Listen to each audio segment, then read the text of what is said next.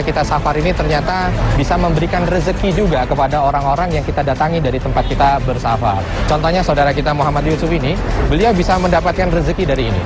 Ini mungkin salah satu kebaikan yang Allah berikan kepada orang-orang yang didatangi oleh para musafirin.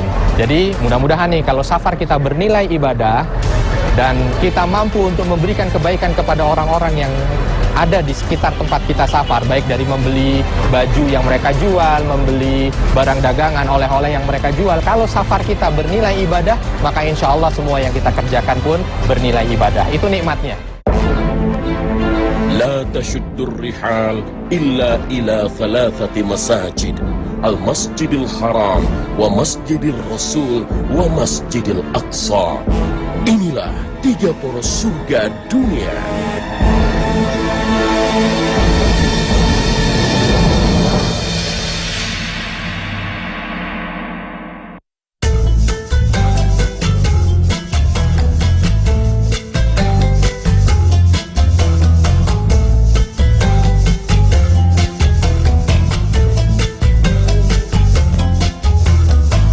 Sahabat yang dicintai Allah, sempatkanlah diri kita berkeliling kota Madinah di sela-sela waktu ibadah di Masjid Nabawi.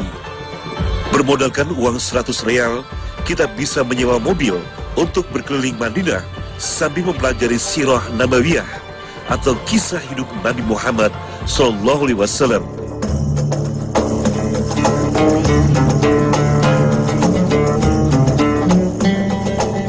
Berbeda dengan kota Makkah, kota Madinah ini terlihat lebih tertata, bangunan hotel berjajar rapi, jalanan jauh lebih bersih, dan lokasi berdagang diatur dengan baik.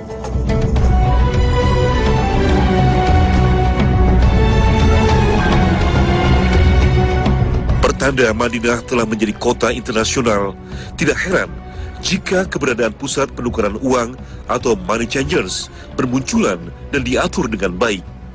Disinilah jamaah dari berbagai belahan bumi menukarkan uang tanah airnya dengan lembaran Saudi Arabian Rial atau berbelanja dan membayar kebutuhan hidup lainnya.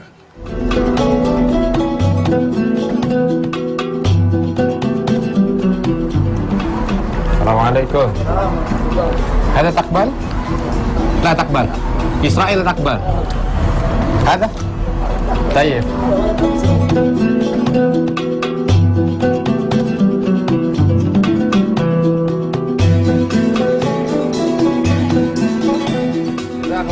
Ya, Assalamualaikum.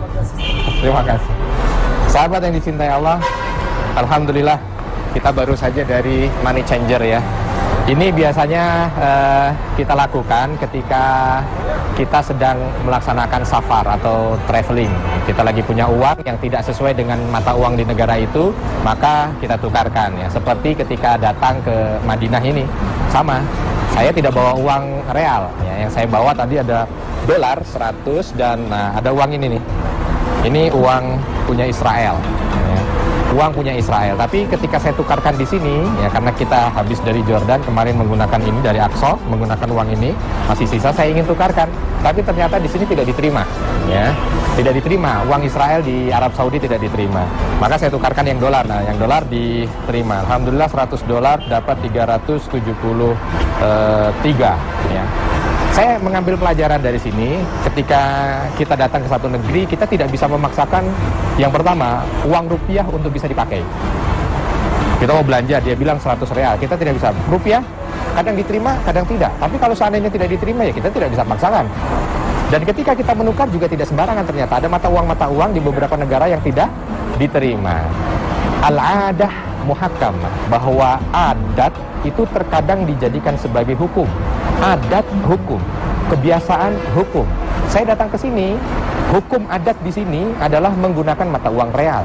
Maka saya harus mengikutinya dengan menukarkan mata uang saya kepada real. Maka insya Allah ketika kita mampu menjadi manusia yang memperhatikan adat budaya di satu daerah, ini akan dapat membantu kita untuk bisa dihormati oleh orang-orang di sekitar kita. Dan inilah poros surga.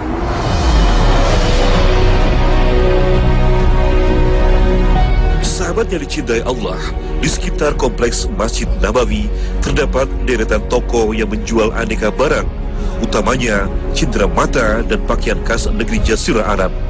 Toko-toko busana di sekitar Madinah banyak menjual aneka hijab, gamis, dan baju panjang. Jemaah yang lalu lalang di sekitar masjid adalah konsumen utama para penjual dan pedagang di sekitar Madinah. Mayoritas barang yang menarik minat pembeli adalah baju gamis. Di kawasan ini, baju gamis dijual dengan kisaran harga 30 hingga 300 real. Kemampuan menawar barang mutlak dibutuhkan untuk mendapatkan baju dengan harga yang terbaik.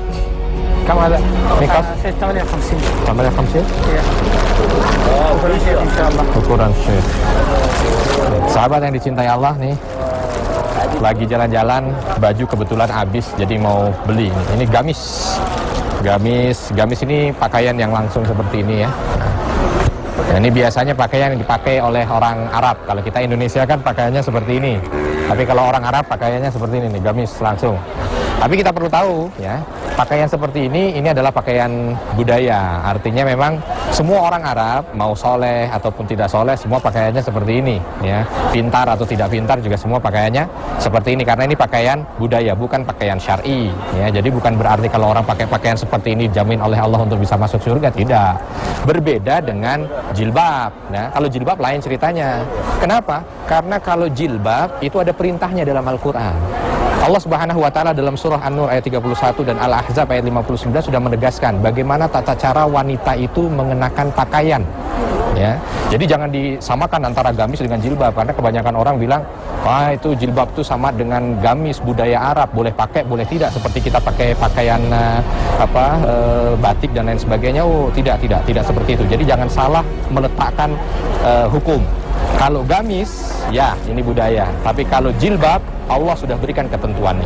Kalau gamis di Al-Quran tidak ada ketentuannya harus memakai gamis buat para lelaki. Nah, mudah-mudahan yang seperti ini kita diberikan kemudahan nih untuk menilai dari apa-apa yang ada, ini kira-kira masuk bahagian syar'i atau tidak.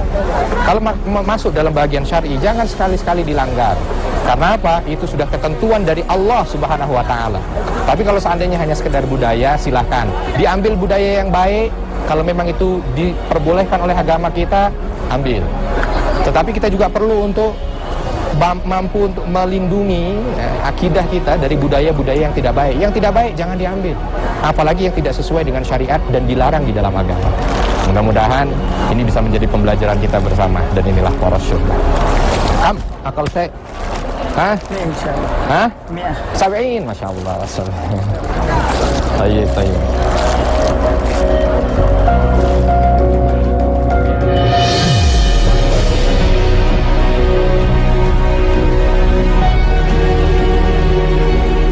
Sahabat yang dicintai Allah, setiap tahunnya Madinah dikunjungi lebih dari 2 juta orang. Padahal penduduk asli kota ini hanya berkisar 1,8 juta jiwa saja. Artinya, setengah penghuni Madinah merupakan jamaah yang berhaji atau berumroh. Kedatangan manusia dari berbagai penjuru menimbulkan efek bagi perekonomian kota Madinah.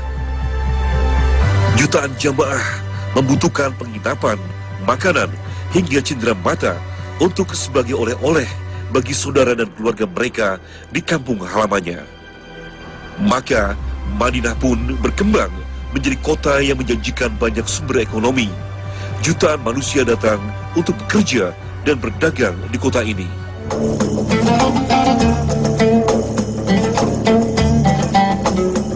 Salah satunya adalah Muhammad Yusuf. Pria dengan keterbatasan fisik ini tidak membuatnya berpangku tangan dan mengharapkan belas kasihan dan derma dari para jemaah. Muhammad Yusuf ikut berikhtiar menjemput rezeki Allah dengan berdagang di atas kursi rodanya.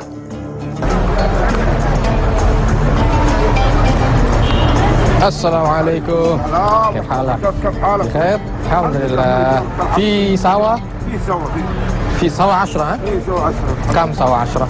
11 ما شاء الله. كلام عربية؟ ها؟ 11 لا بأس. هذا ربا ها؟ ما شاء الله جزاكم الله خير. Ada sawah. أخبارك أنت طيب؟ Allah yabarik fik, Allah yabarik. Lain, Alhamdulillah. Indonesia. من المال الأندلسية؟ Jakarta. Jakarta. Jakarta, Masya Allah. Ism. نيل محمد يوسف. Muhammad Yusuf, Masya Allah. Muhammad Yusuf. Alhamdulillah, sahabat yang dicintai Allah. سياسة كبوبي. Hah? Sahih? Sahih? Masya Allah. Iya, iya.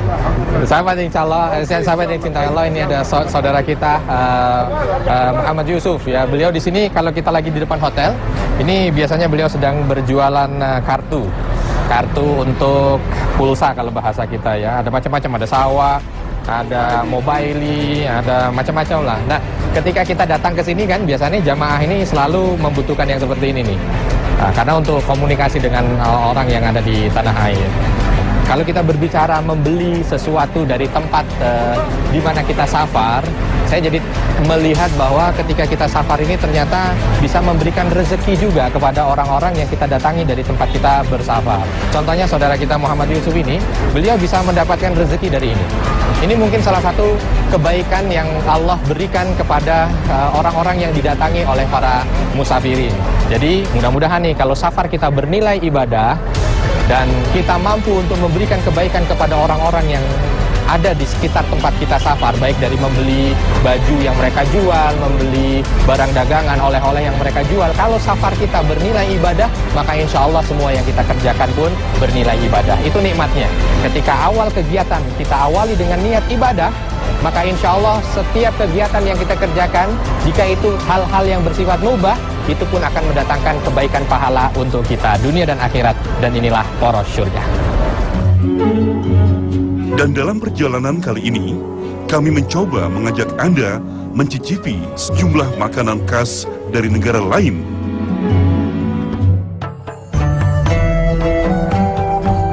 Berkat informasi yang kami dapatkan dari mahasiswa yang tinggal di kota Madinah, perjalanan kami pun tertuju ke sebuah restoran khas Yaman bernama Sati Jasiroh yang terletak 3 km dari kompleks Masjid Nabawi, tepatnya di Jalan Airport Road.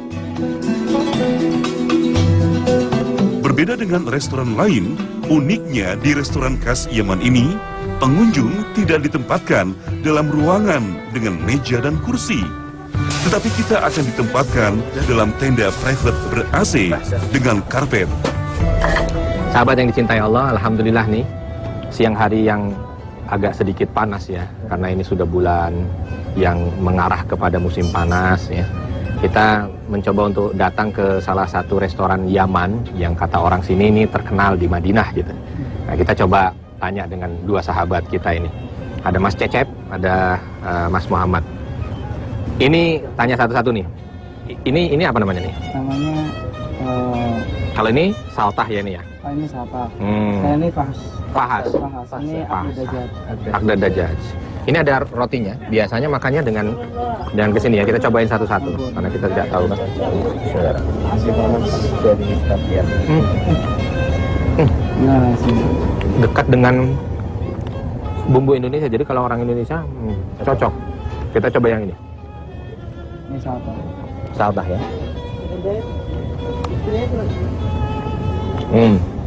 Ini pedas. Kalau yang ini pedas. Kalau yang ini agak mungkin ada bumbu jahenya yang keras gitu, jadi agak sedikit panas ya. Agda Dajjal. Ini Akad ya, sama Dajjal. Ini akad sama Dajjal. Ini apa? Ayam ya. Ayam. Ya. Jadi menu kita di siang hari ini menu panas ya. Tapi buat orang Indonesia sangat cocok sekali. Kita coba yang lain. Yang terakhir ini Zat. Oh iya. Ini apa nih? Burma. Burma. Itu panas juga, panas banget. Oh, Masya Allah. Daging. Boleh, Ada kuah. tolong. Enak gurih. Daging ada kuahnya. Makannya pakai Makanya sama dengan roti juga ya? Dengan roti. Coba. Nikmat. Kambingnya kerasa. Seperti kambingnya kerasa. Ini kayak sop kambing, tapi bumbunya lebih terasa lagi. Ini nasi Nasi madrot lahab. madhut lahab. Iya, madrot Kita lahab. buka ya. Jadi ini daging dimasak langsung dengan nasinya jadi satu. Ada bilangnya kebuli, tapi Nasi bisa. kebuli. Oke. Ini nasi madhut ya. Kita coba bismillahirrahmanirrahim. Apa namanya ini? Maksum. Maksum. Hidangan penutup. Maksum ya.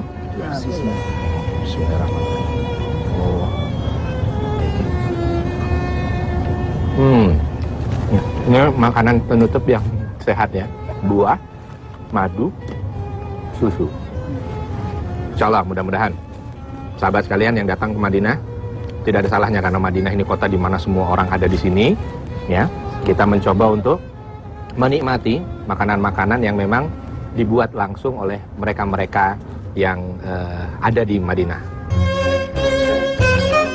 Di restoran makanan khas Yaman, kita akan disajikan menu sebagian besar menggunakan daging kambing atau domba. Jadi jangan sampai ada memesan berlebih, karena untuk satu porsi bagi penduduk asli negara Arab bisa dimakan untuk 2 orang Indonesia.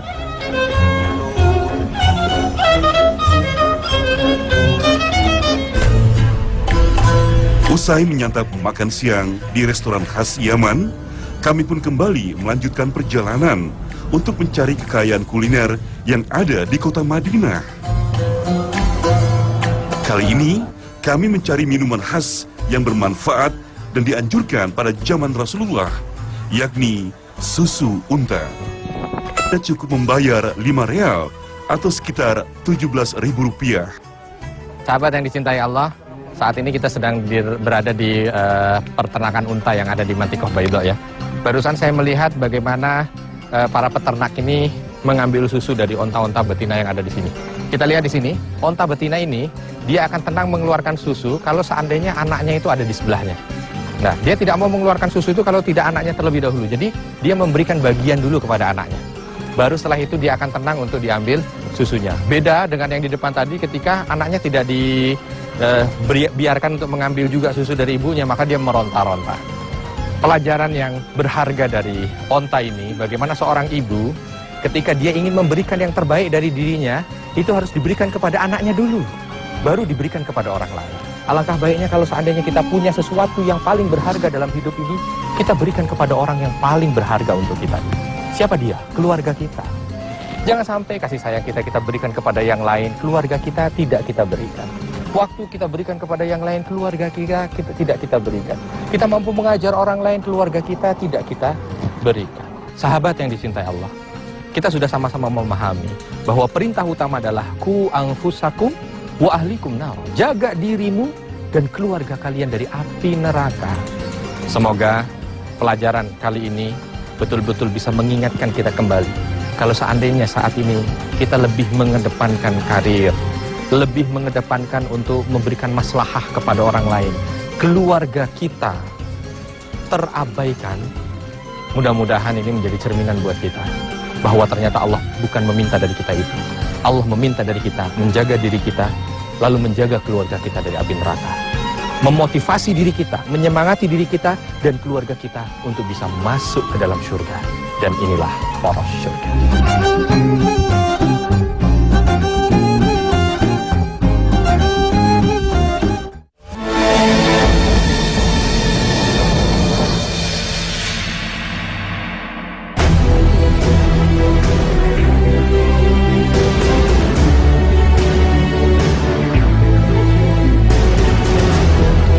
Sahabat yang dicintai Allah, sebagai tamu yang akan berkunjung ke negeri orang, maka sudah sepantasnya kita para jamaah dari Indonesia harus mengenal dulu karakter dan kebiasaan masyarakat Arab agar tidak terjadi kesalahpahaman dalam berinteraksi dengan mereka selama berada di tanah suci.